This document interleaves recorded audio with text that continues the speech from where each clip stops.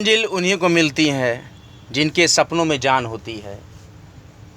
पंखों से कुछ नहीं होता दोस्तों, हौसलों से उड़ान होती है। Hello guys, welcome on my YouTube channel Competeria. Today's lecture will discuss about very important current affairs and very technical points, and very much important points we will discuss technology and very much scoping topics. Now without wasting the time, we will start the lecture. Dhruv helicopter ये Hindustan aeronautics limited द्वारा विकसित और निर्मित भारत का एक बहुउद्देशीय helicopter है। वर्तमान में इसका उपयोग भारतीय सशस्त्र बलों के द्वारा किया जा रहा है। इसका एक नागरिक संस्करण भी उपलब्ध है और इसे पहले नेपाल और इजराइल को निर्यात किया गया था। फिर सैन्य और वाणिज्यिक उपयोग के लिए कई अन्य देशों द्वारा मंगाया गया है। सैन्य संस्करण, परिवहन, उपयोगिता, टोही और चिकित्सा क्षेत्र में उपयोग किए जा रहे हैं। रक्षा अनुसंधान और विकास संगठन भारत की रक्षा से जुड़े अनुसंधान कार्यों में संलग्न देश की अग्रणी संस्था है। ये संस्था भारतीय रक्षा मंत्रालय की एक आनुषंगिक इकाई के रूप में काम करता है।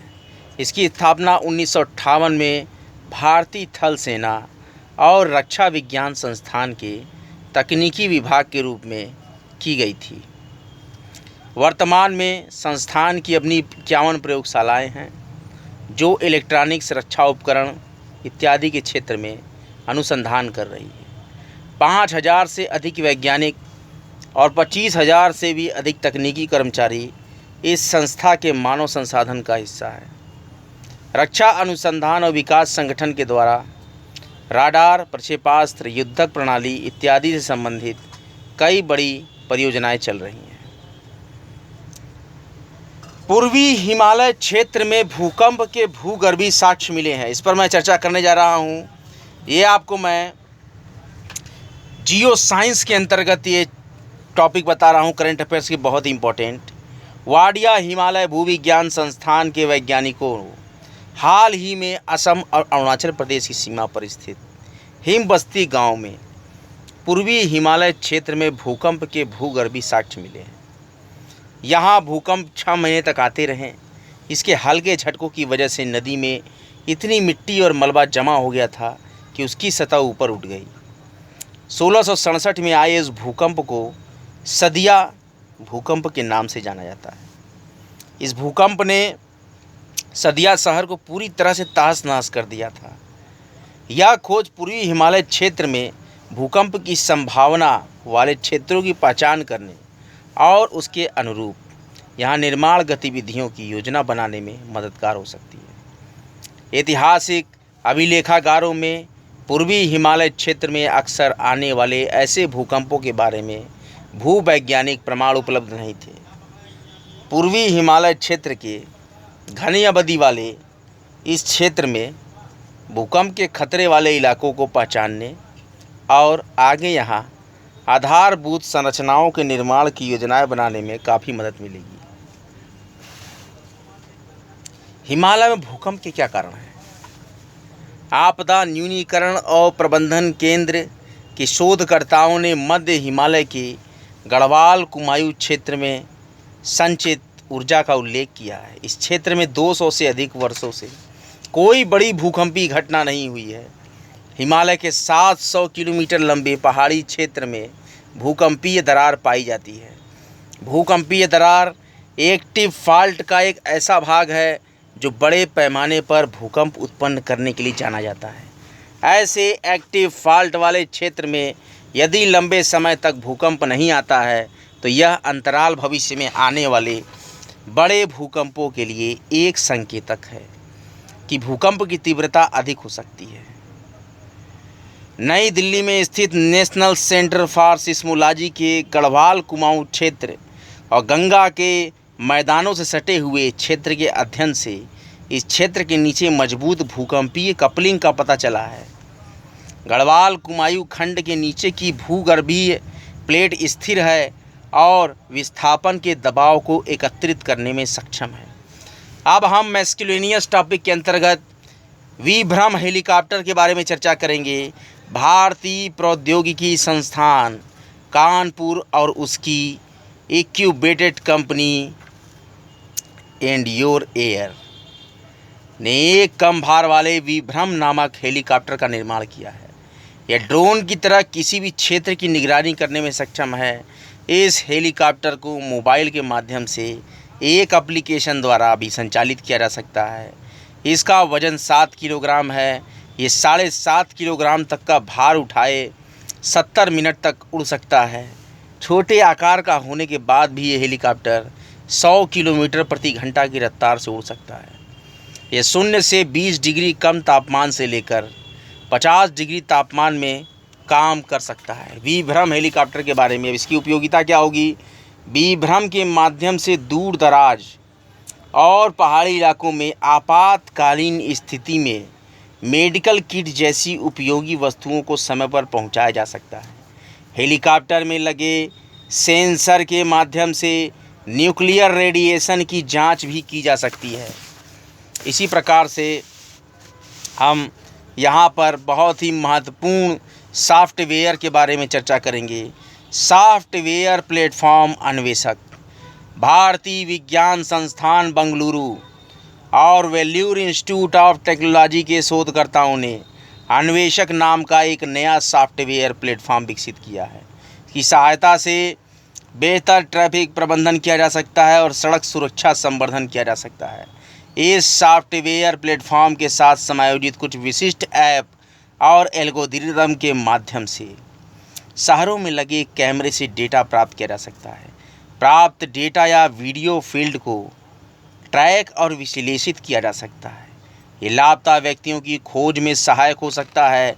ये किसी अपराधी पर नज़र रखने के लिए उपयोगी हो सकता है। अन्वेषक किसी चोरी हुई वस्तु को ट्रैक करने में सहायक हो सकता है। स्वचालित ट्रैफिक प्रबंधन और स्मार्ट सिटी जैसी पहल के प्रोत्साहन में महत्वपूर्ण भूमिका निभा सकता है। अन्वेषक चौराहों पर ट्रैफिक सिग्नल नियंत्रित करने और एम्बुलेंस को तेज़ी से आगे बढ़ने के लिए उपयुक्त मार्ग सुझाने में उपयोगी हो सकता है।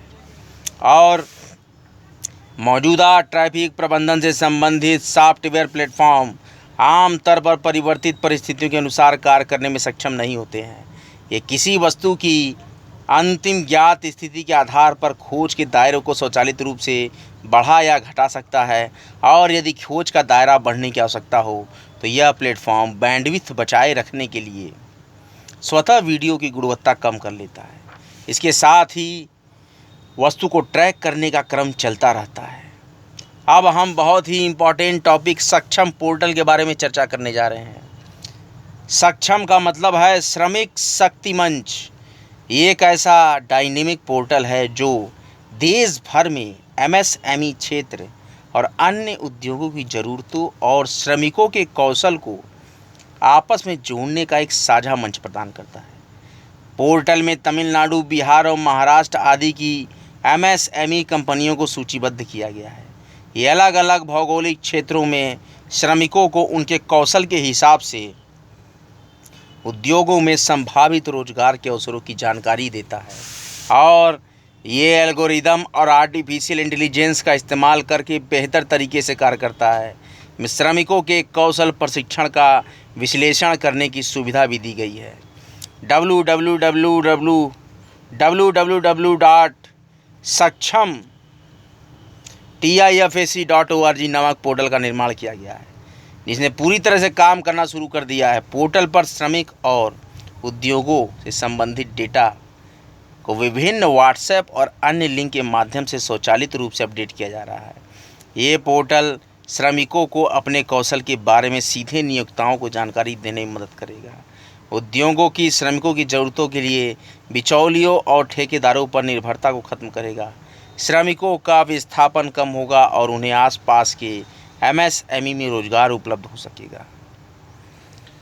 अब हम जो बहुत ही महत्वपूर्ण बिंदु पर चर्चा करने जा रहे हैं वो है सीवीड मिशन। 10 फरवरी 2021 को प्रौद्योगिकी सूचना पूर्वानुमान एवं मूल्यांकन परिषद टाइफैक ने समुद्री शैवालों की व्यावसायिक खेती और इसके प्रसंस्करण के लिए सी वीड मिशन का शुभारंभ किया। सी वीड की वाणिज्यिक खेती को बढ़ावा देना और इनका मूल्य संवर्धन करने के लिए इसकी उपयोगिता है। शैवालों की खेती के लिए गुजरात, तमिलनाडु, आंध्रा, उड़ीसा, कर्नाटक में स्थान प्रस्तावित है। समुद्री शैवाल की बड़े पैमाने पर खेती और बीज सामग्री की आपूर्ति के लिए समुद्री शैवाल नर्सरी की स्थापना की जा रही है। औद्योगिक रूप से महत्वपूर्ण शैवालों के एकीकृत उत्पादन के लिए प्रसंस्करण यंत्र की स्थापना फिर किए जाने का लक्ष्य है। भारत के तटवर्ती क्षेत्रों में आर्थिक रूप से फायदेमंद समुद्री शैवाल की खेती के लिए 1 हेक्टेयर से अधिक क्षेत्र में मॉडल फार्म बनाया जाना है।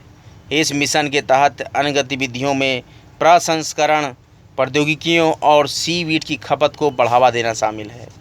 देश में 10 मिलियन हेक्टेयर क्षेत्र या भारत के विशेष आर्थिक क्षेत्र के 5% में इसकी खेती की जाए तो 5 करोड़ लोगों को रोजगार मिल सकता है। नए समुद्री शैवाल उद्योग स्थापित हो सकते हैं जो राष्ट्रीय जीडीपी में बड़ा योगदान कर सकते हैं। समुद्री उत्पादकता में वृद्धि की जा सकती है। इसके साथ ही जल क्षेत्रों में शैवालों की अनावश्यक भरमार को कम किया जा सकता है। सी वीड लाखों टन कार्बन डाइऑक्साइड को अवशोषित कर सकते हैं जो समुद्री पारिस्थितिकी सहित पर्यावरण को बेहतर बना सकते हैं। इसके माध्यम से 6.6 अरब टन जैव ईंधन का उत्पादन संभव बनाया जा सकता है। बहुत ही इम्पोर्टेंट टॉपिकों में मैं चर्चा करता रह रहा हूँ और आजकल आप देख रहे हैं कि परिस्थिति, पर्यावरण और इकोलॉजी, इन्वायरमेंट, इससे बहुत ही इम्पॉर्टेंट क्वेश्चंस पूछे जाते हैं। इसी क्रम में अपनी तैयारी को मजबूत करते रहें और बहुत ही इम्पॉर्टेंट पॉइंट्स को आप पढ़ते रहें। इसी प्रकार से मैं आपको बताने जा रहा हूँ बहुत ही महत्वपूर्ण वेब पोर्टल और ऐप कौन कौन से चल रहे हैं इस समय। Made in India micro blogging site को तेज़ी से लोकप्रिय हो रहा है। कू ट्विटर की तरह ही एक माइक्रो ब्लॉगिंग प्लेटफॉर्म है। ये आत्मनिर्भर भारत ऐप नवाचार चैलेंज का विजेता भी है।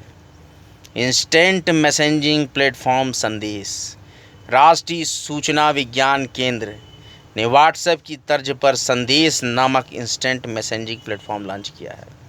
व्हाट्सएप की तरह नए एनआईसी प्लेटफॉर्म का उपयोग मोबाइल नंबर या ईमेल आईडी के साथ किसी भी प्रकार के संचार के लिए किया जा सकता है। ऐप का लॉन्च भारत निर्मित सॉफ्टवेयर के उपयोग को बढ़ावा देने की केंद्र सरकार की रणनीति का हिस्सा है।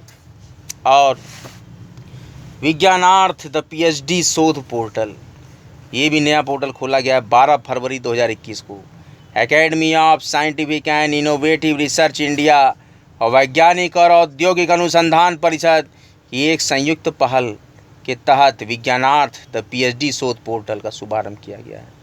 इस पोर्टल का उद्देश्य प्रौद्योगिकी से जुड़े क्षेत्रों में विज्ञान और अत्याधुनिक खोजों में महत्वपूर्ण योगदान के अलावा अनुसंधान के व्यापक शीर्षों और संयुक्त राष्ट्र द्वारा स्थापित सतत विकास लक्ष्य, अनुसंधान के राष्ट्रीय क्षेत्र, विषयों की प्रासंगिकता के संदर्भ में विज्ञान, प्रौद्योगिकी, अभियांत्रिकी और गणित के क्षेत्रों में भारतीय अनुसंधान अध्येताओं द्वारा शुरू किए गए अनुसंधान और विकास को समग्र दृष्टिकोण देना है। इसके साथ ही साथ बहुत ही महत्वपूर्ण करेंट अफेयर्स में मिसलेनियस टॉपिक में मैं आपको चर्चा करने जा रहा हूं कि फरवरी 2021 में कृषि मंत्रालय को रिमोट सेंसिंग डेटा एकत्रित करने के लिए प्रधानमंत्री फसल बीमा योजना के तहत ड्रोन का उपयोग करने की अनुमति दी गई है। नागरिक उड्डयन मंत्रालय और नागरिक उड्डयन महानिदेशालय ने कृषि और किसान कल्याण मंत्रालय को दूरस्थ रूप से पायलट विमान प्रणाली या ड्रोन के उपयोग के लिए सशर्त छूट दी है। प्रधानमंत्री फसल बीमा योजना के तहत देश के 100 जिलों के कृषि क्षेत्र में रिमोट सेंसिंग डेटा संग्रह के लिए ड्रोन का उपयोग करने की अनुमति दी गई है। यह सशर्त छूट अनुमति पत्र जारी करने की तिथि से या डिजिटल इकाई स्काई प्लेटफॉर्म के परिचालन तक जो भी पहले हो उनमें से 1 वर्ष के लिए मान्य होगी। भारतीय नौसेना का जहाज प्रलय के बारे में भी मैं आपसे चर्चा करने जा रहा हूँ। भारतीय नौसेना का जहाज प्रलय ने संयुक्त अरब अमीरात के अबू धाबी में 20 से 25 फरवरी 2021 तक NAVDEX-21 और IDEX-21 में हिस्सा लिया है और इसका उद्देश्य है कि प्रधानमंत्री के आत्मनिर्भर भारत के दृष्टिकोण के अनुरूप भारत के स्वदेशी जहाज निर्माण की ताकत का प्रदर्शन करना। स्वदेश निर्मित प्रबल श्रेणी मिसाइल पोत के दूसरे जहाज INS प्रलय को 2002 में भारतीय नौसेना में शामिल किया गया था। ये 56 मीटर लंबा जहाज लगभग 560 टन वजन ले जाने में सक्षम है और 35 नाट से अधिक की गति से चलने में सक्षम है और हथियारों और सेंसरों के एक प्रभावशाली व्यूह रचना से लैस है। दोनों नौसेनाओं के बीच संपर्क एवं बातचीत बढ़ाने की दिशा में भारतीय नौसेना UAE नौसेना के बीच द्विपक्षीय अभ्यास गल्फ स्टार 1 का उद्घाटन संस्करण मार्च 2018 में आयोजित किया गया था। प्रधानमंत्री नरेंद्र मोदी ने 23 फरवरी 2021 को वीडियो कॉन्फ्रेंसिंग के जरिए IIT खड़गपुर में डॉक्टर श्यामा प्रसाद मुखर्जी आयुर्विज्ञान एवं शोध संस्थान का उद्घाटन किया है। शिक्षा मंत्रालय के सहयोग से भारतीय प्रौद्योगिकी संस्थान खड़गपुर द्वारा इन सुपर स्पेशलिटी अस्पताल की स्थापना की गई है। इसी के क्रम में केरल ज्ञान मिशन के अंतर्गत 9 फरवरी 2021 को केरल के मुख्यमंत्री पिनराई विजयन ने केरल ज्ञान मिशन का शुभारंभ किया है। इसका उद्देश्य है कि केरल राज्य को ज्ञान आधारित अर्थव्यवस्था में बदला जाए। केरल ज्ञान मिशन अभिनव विचारों को बढ़ावा देने के ज्ञान पर आधारित पहलू को समन्वित करने और युवाओं को अद्यतन कौशल युक्त करने का प्रयास करेगा। भारतीय सांकेतिक भाषा शब्दकोश के तीसरे संस्करण के बारे में चर्चा कर लेते हैं। केंद्रीय सामाजिक न्याय और अधिकारिता मंत्री थावरचंद गहलोत ने 17 फरवरी 2021 को एक वर्चुअल कार्यक्रम में 10,000 शब्दों के साथ भारतीय सांकेतिक भाषा शब्दकोश के तीसरे संस्करण का लोकार्पण किया है। यह शब्दकोश सामाजिक न्याय और अधिकारिता मंत्रालय के दिव्यांगजन सशक्तिकरण विभाग के अंतर्गत एक स्वायत्त संस्थान भारतीय सांकेतिक भाषा अनुसंधान और प्रशिक्षण केंद्र ने तैयार किया है। शब्दकोश का पहला संस्करण 3000 शब्दों के साथ 23 मार्च 2018 को लॉन्च किया गया था और दूसरा संस्करण 6000 शब्दों के साथ 27 फरवरी 2019 को लॉन्च किया गया था। महात्मा गांधी नेशनल फेलोशिप पहल। केंद्रीय कौशल विकास और उद्यमिता मंत्री डॉक्टर महेंद्र नाथ पांडे ने 13 फरवरी 2021 को महात्मा गांधी नेशनल फेलोशिप पहल का शुभारंभ किया। MGNF के तहत शोधार्थियों को जिला कौशल समितियों के साथ संलग्न होने के साथ साथ समग्र कौशल तंत्रों को समझने में अकादमिक विशेषज्ञता और तकनीकी दक्षता प्राप्त होगी। यह जिला कौशल विकास योजनाओं के निर्माण तंत्र के माध्यम से जिला स्तर पर कौशल विकास योजनाओं का प्रबंधन करने में उनकी मदद करेगा। इसके बाद बहुत ही महत्वपूर्ण अनुसंधान केंद्र के बारे में मैं चर्चा करने जा रहा हूँ। राष्ट्रीय मखाना अनुसंधान केंद्र। केंद्रीय कृषि मंत्री ने 9 फरवरी 2021 को लोकसभा को राष्ट्रीय मखाना अनुसंधान केंद्र के बारे में जानकारी दी है। कृषि अनुसंधान एवं शिक्षा विभाग भारत सरकार द्वारा मखाना फसल के संरक्षण, अनुसंधान और विकास के लिए 9वीं पंचवर्षीय योजना अवधि 1997 से 2002 के दौरान एक नई योजना के रूप में ICAR राष्ट्रीय मखाना अनुसंधान केंद्र दरभंगा बिहार को मंजूरी दी गई थी।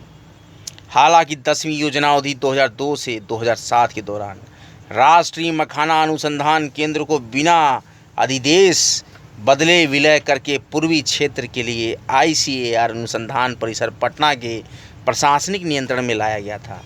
विशेष रूप से दरभंगा और सामान्य रूप से मिथिला देश में प्रमुख मखाना उत्पादक क्षेत्र है। भारत का पहला CNG ट्रैक्टर। केंद्रीय सड़क परिवहन एवं राजमार्ग मंत्री नितिन गडकरी द्वारा 12 फरवरी 2021 को भारत का पहला CNG ट्रैक्टर औपचारिक रूप से लॉन्च किया गया। भारत में पहली बार डीजल ट्रैक्टर को सीएनजी में परिवर्तित किया गया। रावमट टेक्नो सॉल्यूशंस और टॉम शेटो ऑसिल इंडिया द्वारा संयुक्त रूप से किए गए इस रूपांतरण से किसानों को उत्पादन लागत कम करने और ग्रामीण भारत में रोजगार के ज़्यादा से ज़्यादा अवसर प्रदान करने के लिए सहायता मिलेगी। ट्रैक्टर को सीएनजी में परिवर्तित करने के लाभ होंगे कि डीजल से चलने वाले इंजन की तुलना में रेट्रोफिटेड ट्रैक्टर उससे अधिक और बराबर शक्ति का उत्पादन करता है। इसमें डीजल की तुलना में कुल कार्बन उत्सर्जन में 70% की कमी आएगी और यह किसानों को ईंधन की लागत पर 50% तक की बचत करने में मदद करेगा, क्योंकि वर्तमान में सीएनजी केवल 42 रुपये प्रति किलोग्राम है। मिनी काजीरंगा में 58 जल पक्षी प्रजातियाँ मिली हैं। मिनी काजीरंगा के बारे में आप जानते होंगे। 7 फरवरी 2021 को आयोजित पक्षियों के वार्षिक सर्वेक्षण के अनुसार एक सींग वाले गैंडों की अधिक संख्या के लिए प्रसिद्ध पोबीतोरा वन्यजीव अभयारण्य में जल पक्षियों की 58 प्रजातियां हैं। गुवाहाटी से 45 किलोमीटर पूर्व में स्थित 16 वर्ग किलोमीटर के पोबीतोरा अभयारण्य में 2018 में अनुमानित 102 गैंडे थे। अभयारण्य को अक्सर मिनी काजीरंगा के रूप में संदर्भित किया जाता है। किसको? पोबीतोरा वन्यजीव अभयारण्य को मिनी काजीरंगा के रूप में संदर्भित किया जाता है, क्योंकि इसका परिदृश्य और जीव जंतु काजीरंगा राष्ट्रीय उद्यान के समान ही है। इसी के साथ ही साथ आज का लेक्चर बस यहीं तक।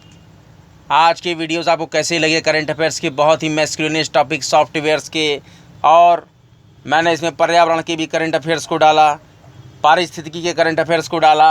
इसके साथ ही साथ उन्नत प्रकार के ऐप्स, पोर्टल्स और नौसेना पोत वाहनों और उसके साथ ही साथ युद्धाभ्यास के बारे में बताया। अगले भी बहुत से रोचक वीडियोस करंट अफेयर्स पे आते रहेंगे। आगामी परीक्षाएं जिनकी काफ़ी डेट्स टल गई हैं, लेकिन अभी थक कर बैठने का समय नहीं है। निरंतर अभ्यास करते रहिए। 2 महीने का समय मिला है, खूब जम के तैयारी कीजिए और सिलेक्शन लीजिए। कामटेरिया को देखना न भूलें। कामटेरिया पर इसी प्रकार से बहुत ही रोचक लेक्चर्स आएंगे। कामटेरिया पर पहले से ही सीडीपी, एजुकेशनल साइकोलॉजी, सोशियोलॉजी और उसके साथ ही साथ पर्यावरण, पारिस्थितिकी, इसके साथ ही साथ इकोनॉमिक्स के भी लेक्चर्स स्टार्ट हुए हैं। तो लेक्चर्स का लाभ लें। कामटेरिया का उद्देश्य है सभी पढ़ें सभी बढ़ें। यूट्यूब पर कामटेरिया पूर्णतः निःशुल्क है। ज़्यादा से ज़्यादा ज़रूरतमंदों तक कामटेरिया को शेयर करें, देखें, सब्सक्राइब करें, ज़्यादा से ज़्यादा मित्रों को बताएं और ज़्यादा से ज़्यादा कामटेरिया को देखें। वीडियोस पे कमेंट करें। डिस्क्रिप्शन बॉक्स से लिंक से इंपॉर्टेंट पीडीएफ भी डाउनलोड करते रहें। निरंतर पढ़ते रहें, बढ़ते रहें। कोई भी लक्ष्य मनुष्य के साहस से बड़ा नहीं, हारा वही जो जम कर लड़ा नहीं। वीडियोस देखने के लिए आपका धन्यवाद। कामटेरिया का उद्देश्य है सभी पढ़ें सभी बढ़ें।